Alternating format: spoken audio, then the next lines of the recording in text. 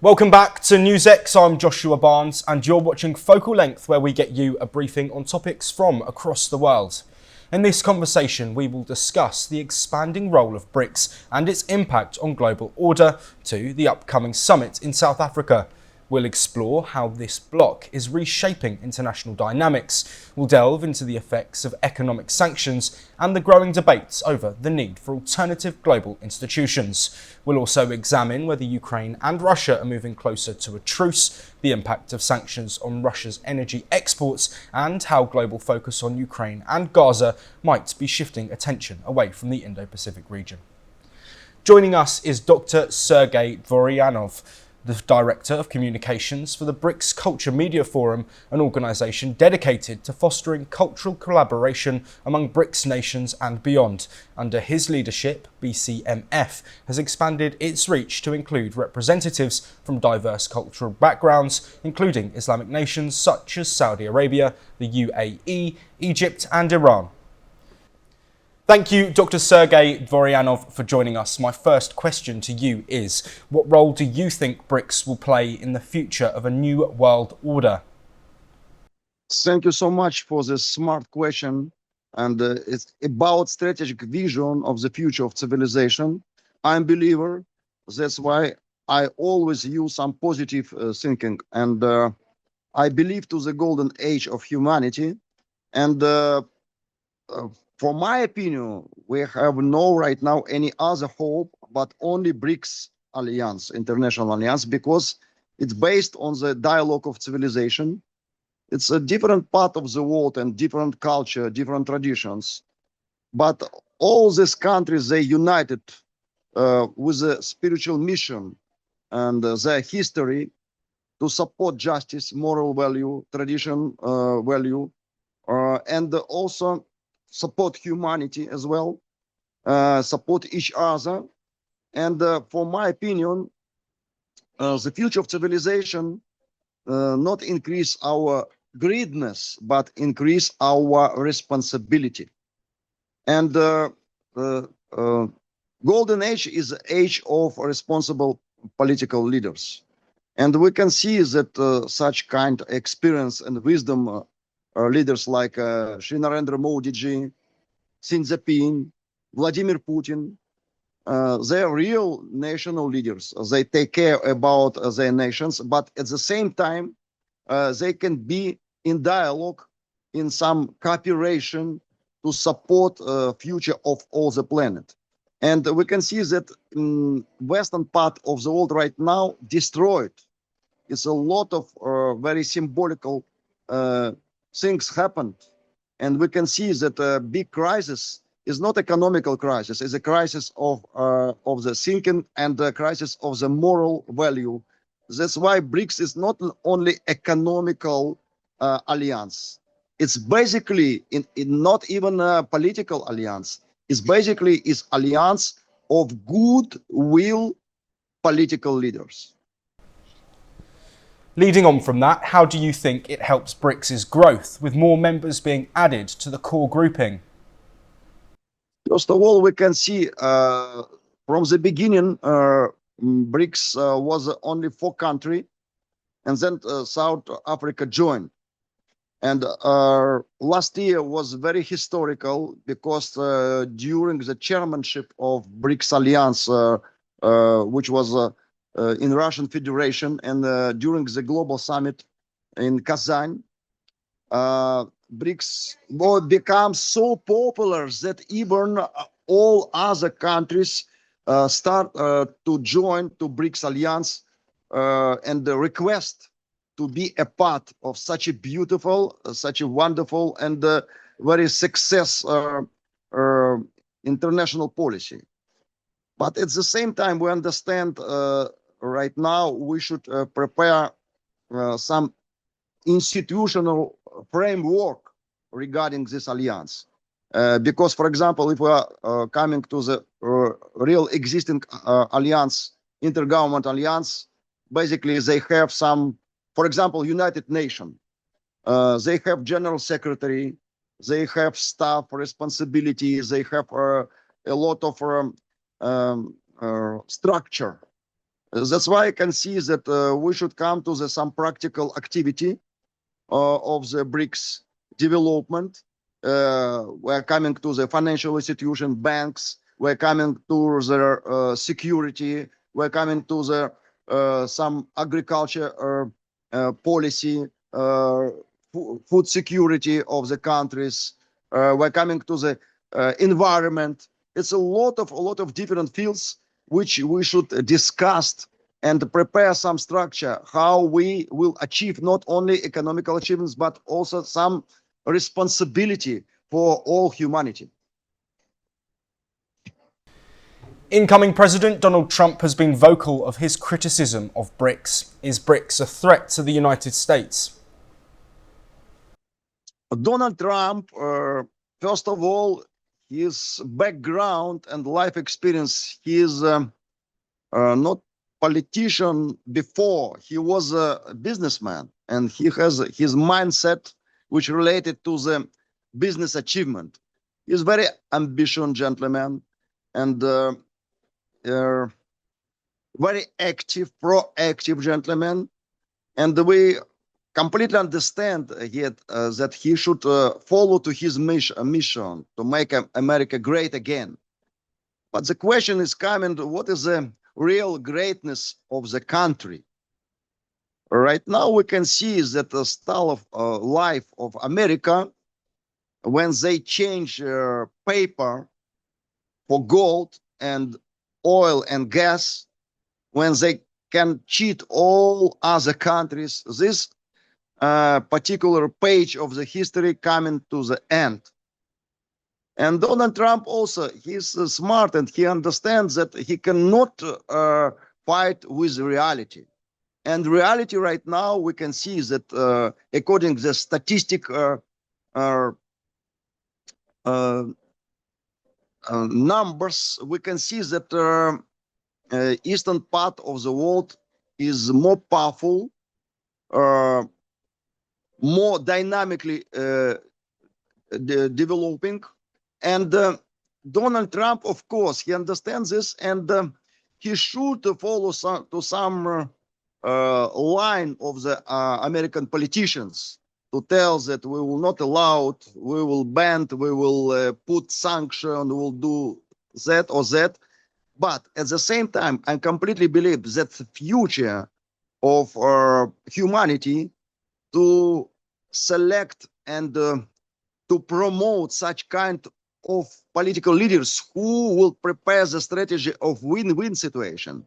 Even Donald Trump, he can take some advantages from cooperation with BRICS, from dialogue with the BRICS, with traditional world, because inside his mindset, we can see that he follows to some traditions. He support traditional values. That's why we should extract from this mindset of Donald Trump some good positive points which can be favorable for him and BRICS as well. Win-win strategy. That is the future. We know that South Africa is hosting the next BRICS summit. What are the key expectations of this meeting? First of all, I want to tell that this year chairmanship of BRICS belong to Brazil. That is the eastern part of the world. It's very interesting because we can see that Latin America right now, during this challengers time, experience some new big changes and new thinking how to be more independent and develop their countries without any pressure of America. And of course, Brazil is very unique, not only country, but civilization itself. And I believe to the West-East dialogue, that is the future. We should create such kind of thinking of win-win strategy where we can put our attention not to the conflict and competition, but to the responsibility of the future of the planet. According to the Vedic scriptures, even not only Vedic, all the scriptures which exist in the world, is very clearly explained that competition is a part of material existence. We always fight in this material world to be success, to be survived. But at the same time, we are human being, and human beings give to us spiritual freedom, not only to achieve something which is related to our body, but also which is related to our soul. And I believe that some kind of spiritualization. Do you think BRICS has been formed with the intention to replace the UN? Is there a need for an alternative to the UN? And if so, why do you think that?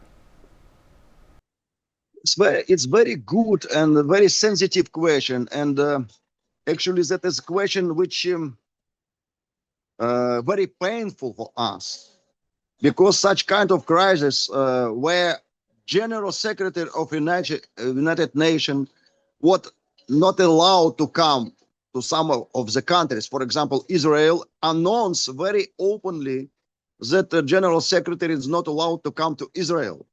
Why? Because he only start with to follow some human principles that civilians should be not destroyed and killed so openly, so aggressively in Israel. And it's a crisis of such kind of global institution like United Nations. But I am a believer, and I completely know that if we pray to God, if we will unite all religions together in the mood of service to the Father, to God, together, it's only one way to save our planet. I want to explain basically that crisis in Israel is not a religious crisis, not economical crisis. It's political crisis, and politicians should follow to the main religious and moral principles, which is a fundamental principles of all our human civilization. And I believe that you remember, come to the beginning when United Nations was installed. It's Russia and China, which was communist countries. They not allowed put to the basic documents of United Nations what God. God, if you look into the United Nations documents, you will never find this particular but very important word of human language, God. We can tell and approach him like Allah, like Sabaoth, Iyagava, Vishnu, Krishna, Buddha, whatever we will call him, but he is our father and he is our protector, and he is creator of this universe, and he is our supporter. When we delayed his name, when we delayed any particular word about him, not mention his name, it's a very bad critical situation. That's why I completely believe that in future, United Nations should be transformed to new level of modern history of humanity. We should put again this word. We should actually start to put this very important word, God, to the basic documents of United Nations. Do you think Ukraine and Russia are closer to a truce with the Trump administration taking over? I believe that personal relationships between Donald Trump and Vladimir Putin, basically, they trustworthy and they follow to the traditional moral principles. We can tell that everybody has some particular faults in the activity. Nobody is saint in our reality, But at the same time, we can see that Vladimir Putin is very responsible. He is Orthodox believer, and he always, even we change our constitution, during the Vladimir Putin presidency, we change our constitution, and we put these words about our spiritual heritage, about our history, about our service to God, we put to our constitution. It's very sensitive questions. That's why I can believe, I have a hope that we should put the same basic moral and spiritual principles to the United Nations basic agreements and documents as well. And Donald Trump, again, he also a believer, and he also follow to the moral principles. And for example, this gender revolution is a disaster. Even we can see that during these fires in Los Angeles, it was so funny, but also at the same time, it's very, very painful. All leadership of the team who should supposed to be to stop this fire, they belong to the some gender, like we can tell, not woman, not man, and that's why this policy of Democratic Party it's not belong to traditional world, but Donald Trump, he is a part of traditional world. Off the back of the Russia-Ukraine war, do you think that Russia has had to pay a heavy price by the way of oil sanctions and the cutting off of Russian gas supplies to Europe? All economical decisions which Donald Trump will take during his presidency, it's not so important like basic I can tell ideology actions of him. We should first of all to start with our real dialogue, how we can cooperate together, take responsibility about future of our planet. Because if we'll fight, if western part of the world and eastern part of the world will start with put sanction to each other to increase our spirit of ambition and greediness, everybody will lose. We should increase our spirit of cooperation and responsibility. That is only one way. That is only one strategy to Donald Trump, to Vladimir Putin, to all leaders of the world. That's why we're coming to the new time, new age, is a golden age of humanity. I completely believe to this. And we can solve all our problem with dialogue, with like a brainstorming of all politicians, with an open heart, open mind, with a positive energy, with a spiritual mission, and especially experience of Vedas and Indian history and Bharata Varsha Puranas, which can give to us example of contribution of spiritual involvement and service to God. That is a good actually support of all humanity. Thank you, Dr. Sergei Dvorianov, for joining us on Focal Length. With that, it's a wrap on this episode. For more international news updates, stay tuned on NewsX.